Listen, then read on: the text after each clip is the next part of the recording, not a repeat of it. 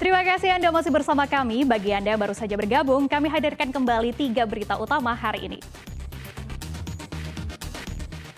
Sesosok bayi laki-laki ditemukan dalam semak belukar di Desa Bagan, Kabupaten Deli Serdang. Warga bawa bayi ke puskesmas untuk mendapatkan perawatan medis.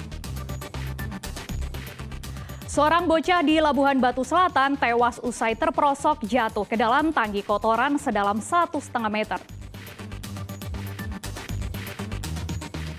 Bunga telang bisa diolah jadi minuman sirup dan menghasilkan pundi-pundi rupiah.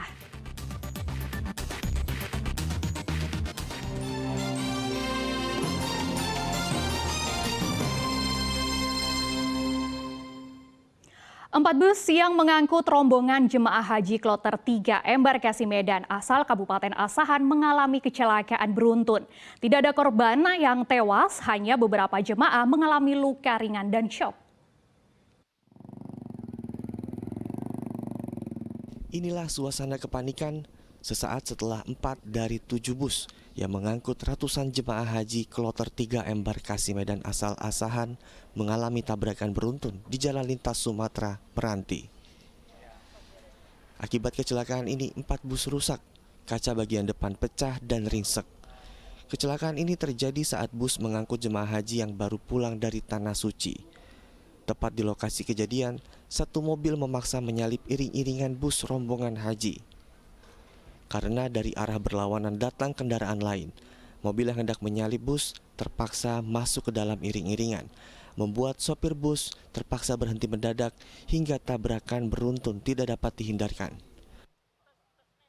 Saya posisi bus nomor 2. Jadi yang kita dapat informasi dari bus 1, ketika patwal sudah keluar, itu ada mobil yang tiba-tiba masuk yang akhirnya bus pertama itu tidak bisa menghindari, sehingga dia harus rem mendadak. Nah, ini yang berakibat kepada bus berikutnya menjadi tabrakan beruntun.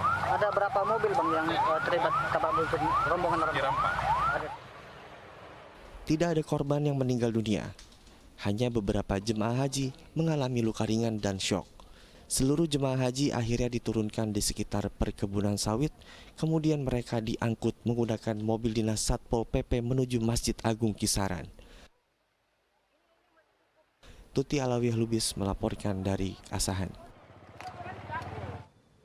Beralih ke informasi lain, saya ajak Anda melihat bagaimana seorang ibu rumah tangga bertahan hidup dengan keluarganya dengan membuat sirup bunga telang. Nah, olahan minuman kreasi Rahmayeti ini diyakini memiliki banyak khasiat bagi kesehatan tubuh dan tentunya memberikan cuan bagi keluarga.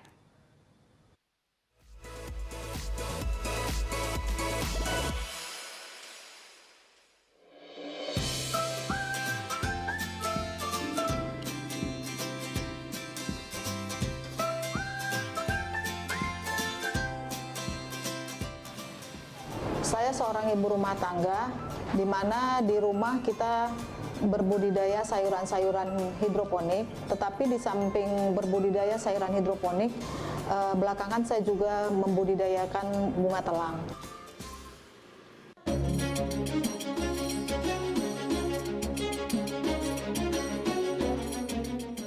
Pada awalnya diolah hanya untuk konsumsi di rumah, sirup itu ya sebenarnya untuk mendapatkan satu sirup yang benar-benar kita tahu bahwa sirup itu pure dibuat dari gula pasir murni tanpa ada bahan apapun tambahan di dalamnya. Tapi karena beberapa tamu saya menyukai sirup yang saya buat, akhirnya saya memberanikan diri untuk mengemas sirup telang ini dan memasarkannya ke teman-teman yang lain juga.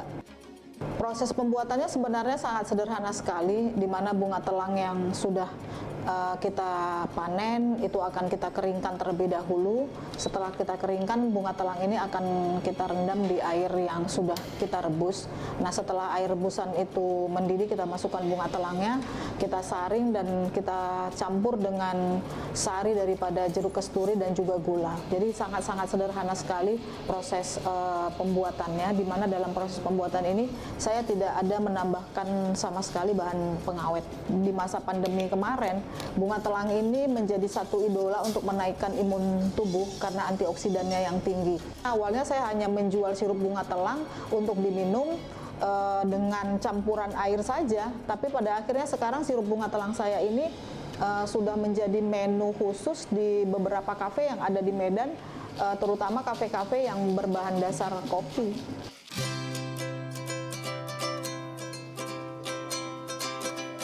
Selaku saya pencinta kopi, saya biasanya minum itu kopi yang espresso atau sangat espresso, double ataupun single.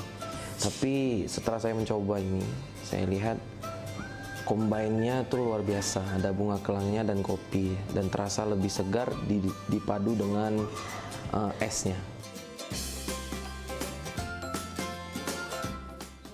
Kalau untuk era digital saat ini mungkin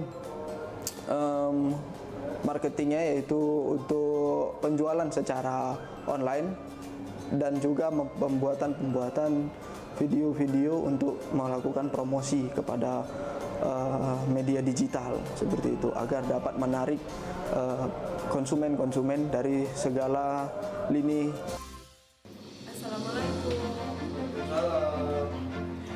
Itu Konia salah satunya itu rasanya itu kayak rasa mint dan aromanya itu kayak aroma bunga mawar gitu. Kalau khasiatnya sendiri, kalau bagiku sendiri yang kurasakan itu melancarkan terutama bagi wanita menstruasi gitu lah.